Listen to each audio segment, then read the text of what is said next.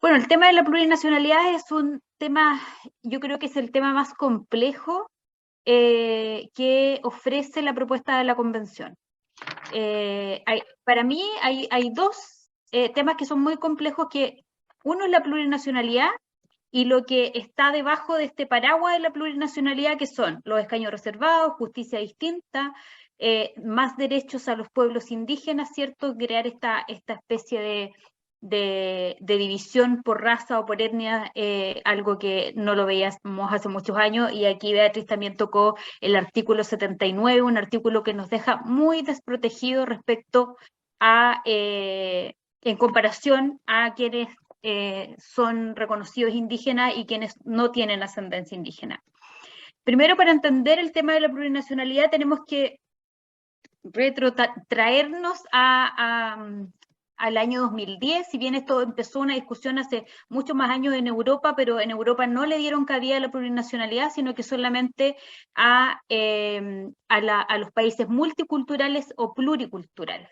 Y es así el caso, ¿cierto?, de Estados Unidos, Nueva Zelanda y Canadá, que eran los países que nos decían los convencionales a los cuales nosotros nos íbamos a parecer. Pero finalmente terminamos pareciéndonos en ese aspecto a Ecuador y a Bolivia.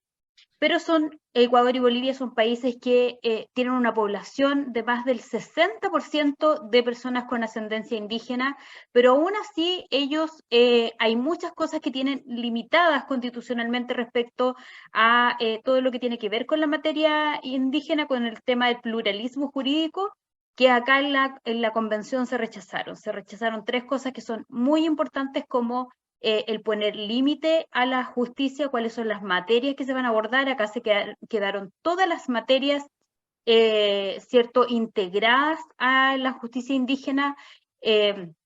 Otra de las cosas que se rechazó fue que esto tuviera derecho a opción, o sea, que la persona indígena pudiera optar por la justicia chilena. Y otra es el tema de que fuera entre personas indígenas.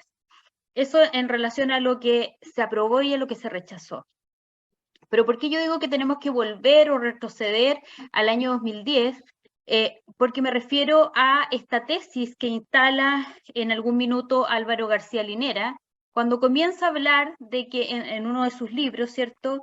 En el libro se llama Estado, plurinacionalidad, y no me acuerdo del otro concepto, tiene como tres conceptos el libro, y él habla en su libro finalmente y dice que América Latina tiene que ser una América Latina plurinacional, y que el único que está entorpeciendo o está haciendo freno para que esto ocurra es Chile. ¿Por qué ellos hablan o instalan esta tesis de la plurinacionalidad? Porque dice que ya los países no estarían, ¿cierto?, sus límites geográficos, sus tratados internacionales limítrofes no estarían dados por estos tratados, sino que estarían dados por los pueblos y naciones indígenas. Y ahí es donde nosotros tenemos que poner especial atención, porque nosotros, o el pueblo aymara, ¿cierto?, lo compartimos con Bolivia. Lo voy a decir de esta manera como coloquial, pero sabemos que es cierto, los aymaras eran, de hecho son nativos de Bolivia, pero en la guerra del Pacífico el norte de nuestro país pasa a ser parte, cierto, chilena. Por lo tanto, los aymaras que vivían en el antiplano o que vivían hoy día, por ejemplo, en la zona de Iquique, Antofagasta, quedaron, ¿cierto?, siendo parte del territorio nacional, del territorio chileno. Por lo tanto, el límite que ellos dicen que sería, ya no sería este límite que se instala, ¿cierto?, con los tratados internacionales, donde hablan, ¿cierto?, de nuestros límites con los distintos países, dado, ¿cierto?, a las guerras, cuando hemos ido adquiriendo, cuando Chile fue creando, ¿cierto?, este territorio soberano. Y estarían dados nuestros límites por los pueblos indígenas, porque es de la única manera que Bolivia podría acceder a la pretensión que ha tenido por muchos años, ¿cierto? Esta pretensión que para ellos puede ser muy válida, pero que perdieron este acceso soberano al mar en la Guerra del Pacífico, ¿cierto? Por lo tanto, una de las tesis que él levanta es que América Latina se tiene que convertir en la América Latina plurinacional. Y es así que Bolivia y Ecuador hacen este salto, Venezuela no fue tan... Venezuela no lo considera en su constitución, pero sin embargo da algunos rasgos e instala algunos conceptos relativos al pluralismo jurídico, por ejemplo. Por eso cuando hay comparaciones hay algunos expertos que a Venezuela también lo incluyen en los países plurinacionales, pese a no decir en su constitución que es un país plurinacional. Pero ¿cuál es el peligro además del tema de la plurinación? Lo podemos encontrar en el artículo 200, tengo memoria aquí, nos han cambiado tantas veces los artículos de orden, el artículo 234 quedó ahora. Y habla de las autonomías territoriales indígenas. Hoy día nuestro país quedó conformado por este Estado regional, ¿cierto? Por este Estado-nación, y habla que tenemos autonomías territoriales, y estas autonomías territoriales están las comunas autónomas, están las regiones autónomas, y por el otro lado están las ATIs, o las autonomías territoriales indígenas. ¿Y qué es lo peligroso de esto? Es que dice que las autonomías, lo quiero leer textual para que ustedes vayan conociendo el contenido, dice: las autonomías territoriales indígenas es la entidad territorial dotada de personalidad jurídica, de derecho público y patrimonio propio, donde los pueblos y naciones indígenas ejercen derechos de autonomía en coordinación con las demás entidades territoriales. Es decir, el Estado reconoce, promueve y garantiza las autonomías territoriales indígenas para el cumplimiento de sus fines. Y la ley, mediante un proceso de participación y consulta previa, creará el procedimiento oportuno, eficiente, transparente, tiene siempre muchos adjetivos. Dicho procedimiento deberá iniciarse a requerimiento de los pueblos y naciones indígenas interesados a través de las autoridades respectivas. ¿Cuál es el problema de estas autonomías? Es que van a tener personalidad jurídica. Todavía no conocemos cuál es el espacio geográfico donde se van a instalar las autonomías territoriales indígenas, pero ya varios convencionales han dejado cierto entrever desde dónde hasta dónde estarían más o menos dados sus límites. Hace poquitos días, hace más de una semana más o menos, el convencional Eric Chinga del pueblo Diaguita mencionaba que ellos son dueños del territorio desde Antofagasta hasta el norte de Santiago. Incluso a él le preguntaron ya, pero el Valle del Elqui, bueno, dijo, el Valle del Elqui es nuestro, porque además era un lugar donde teníamos ceremonias ancestrales, por lo tanto podría ser parte de la reivindicación territorial que nosotros pidamos. Y si a esto además sumamos el artículo 79, que dice que el Estado reconoce y garantiza conforme con la Constitución el derecho de los pueblos y naciones indígenas a sus tierras, territorios y a los recursos. Por lo tanto, uno dice, bueno, a pesar de que tenemos un artículo que habla de la unidad del Estado, no habla que somos un Estado unitario. Yo hoy día le hacía esta pregunta a un abogado constitucionalista, le decía, ¿cuál es la diferencia entre unidad del Estado a decir Estado unitario? Y él me decía, bueno, las diferencias son muchas. Entonces, aquí, aunque se diga, ¿cierto?, que somos un Estado unitario o va a permanecer la unidad del Estado y que se prohíbe, ¿cierto?, la secesión, cuando uno analiza la propuesta del tema de la plurinacionalidad y el tema de las autonomías territoriales indígenas, nos damos cuenta en definitiva que aquí esto se parece más a un Estado federal con un presidencialismo, con autonomías, pero además estas autonomías son autónomas en cuanto a administración, autonomía política y autonomía financiera. Por lo tanto, vamos a tener una superposición de autoridades en los distintos territorios, y vamos a tener estas autonomías territoriales indígenas instaladas o incluso en algunos casos, lo estoy buscando aquí, compartiendo las comunas. Por ejemplo, Arica y Parinacota tiene 4 comunas, y en estas 4 comunas están el pueblo chango, el aymara, atacameños, collas, dieguitas y quechua. Por lo tanto, uno dice, bueno, todos estos pueblos van a habitar en estas 4 comunas de Arica y Parinacota. ¿Dónde va a vivir las personas que no tienen ascendencia indígena, por ejemplo? Si ellos se pusieran a reclamar todas las tierras como lo están haciendo, como hace 2 o 3 semanas empezaron, ¿cierto?, las comunidades indígenas a reclamar el borde costero en Coronel. Y ahí los pescadores fueron muy audaces y dijeron, nosotros no vamos a entregar nuestra milla marítima, somos pescadores artesanales y no nos van a sacar de aquí porque llevamos años trabajando el borde costero. Y claro, ellos se hicieron valer por la ley Lafkenche, ¿cierto? Pero la ley Lafkenche además dice que las personas tienen que haber vivido en esos territorios, usado de manera continua el borde costero, y esto no era así, estas comunidades ni siquiera eran costeras. Por lo tanto, ya estamos viendo problemas de autonomías territoriales indígenas. Ya estamos viendo en la quinta región, también hay 3 comunidades que están pidiendo el territorio para ellos habitar ahí. En Temuco, antes eso no lo veíamos en las comunas de Mayeco principalmente. En Temuco 30 comunidades fueron a pedir territorio urbano para ser entregado a estas comunidades.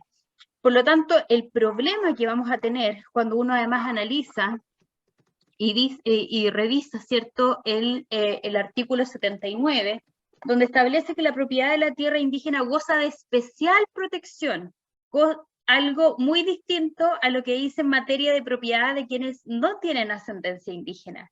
Dice, el Estado además establecerá instrumentos jurídicos eficaces para el catastro, regulación, demarcación, titulación, reparación y restitución. Y el inciso 3 del 79 dice, la restitución constituye el mecanismo preferente de reparación de utilidad pública y de interés general. Y aquí Beatriz nos puede confirmar, digamos, en materia de propiedad, que finalmente aquí lo que hace la propiedad indígena es traer incluida la expropiación, porque dice que es de utilidad pública y de interés general.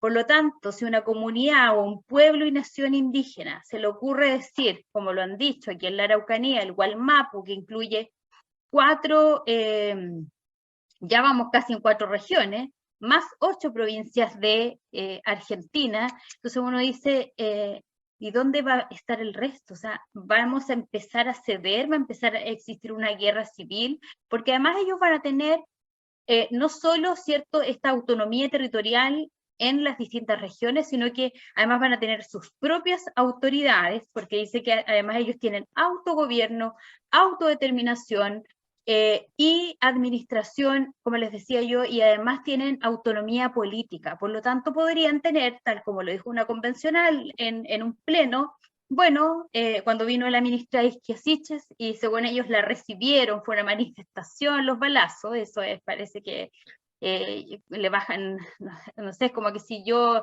viene alguien a mi casa sin avisar y yo me voy a poner a balazo a recibir, o sea, eso no es una manifestación, eso fue una emboscada, fue un atentado, pero no fue una manifestación, pero ellos siempre le quisieron bajar el perfil, fue así que la ministra ni siquiera puso una denuncia, ni menos se creyó. Y la convencional dijo, bueno, pero si en realidad ella fue a un país, que es el país mapuche, a un territorio liberado. Y nosotros en la Araucanía hemos visto lo que significa un territorio liberado, tal como hace unos años atrás, cuando el presidente era todavía diputado, vino a la comunidad Temucuicui y se pone, ¿cierto?, junto a Huenchuyán, a Queipul, estaba incluso el ministro Grau en esa foto, y ellos dicen, estamos en territorio liberado. Eso es lo que buscan estos grupos radicales, porque lo que buscaban las personas indígenas, las personas que trabajan, que tienen ascendencia indígena, es tener propiedad individual. La propiedad colectiva ha sido un tremendo problema que dejó instalada la ley 19.253 cuando reconoce a los pueblos y naciones indígenas, y en su artículo 20, número ley 20b, señala que la propiedad indígena se va a adquirir, ¿cierto?, preferentemente en comunidad. Y hoy día cada persona que necesita postular, por ejemplo, un subsidio de INDAP para que le instalen su invernadero, o un subsidio habitacional, tiene que contar con la autorización de todos los comuneros porque ese terreno no es propio, porque solamente le da el uso y el goce, pero no les entregan la disposición. Entonces, e incluso cuando ellos mueren, eso ni siquiera se lo pueden heredar a sus hijos porque no es algo propio, es de la comunidad. Por lo tanto, aquí lo que muchas personas con ascendencia mapuche a nosotros nos dijeron en la convención era que querían tener la propiedad de manera individual.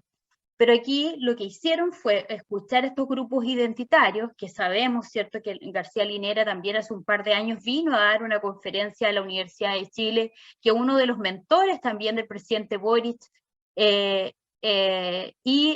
instaló, ¿cierto?, este concepto de la plurinación, y eso fue, yo siempre digo, hay convencionales que llegaron con ciertos mantras, y uno de estos mantras era Chile plurinacional. Por lo tanto, cuando aquí dicen, no, pero sí, aquí no va a haber riesgo de secesión, no va a haber riesgo de división. Cuando uno analiza esto y ha escuchado a distintos expertos, no solamente personas de derecha, sino que de todo ámbito, se da cuenta que esto va a ser el tremendo dolor de cabeza para nuestro país. Esto va a ser la ramificación de lo que ocurre en la Araucanía, va a estar multiplicado en el resto del país. Hoy día lo vimos en la mañana, ¿cierto?, cómo un grupo comete un atentado en O'Higgins. Por lo tanto, esto no es un hecho aislado, esto probablemente, si es que esta propuesta constitucional se llegara a aprobar, la verdad es que yo siempre digo que en política uno siempre tiene que poner los ejemplos quizás más extremos y después ir graduando las cosas, pero esto podría abrir la puerta a una guerra civil entre personas chilenas con ascendencia indígena y personas chilenas sin ascendencia indígena. Y es lo que vimos en Coronel cuando los pescadores le dijeron, bueno, que vengan ellos a reclamar el borde costero y les vamos a correr bala.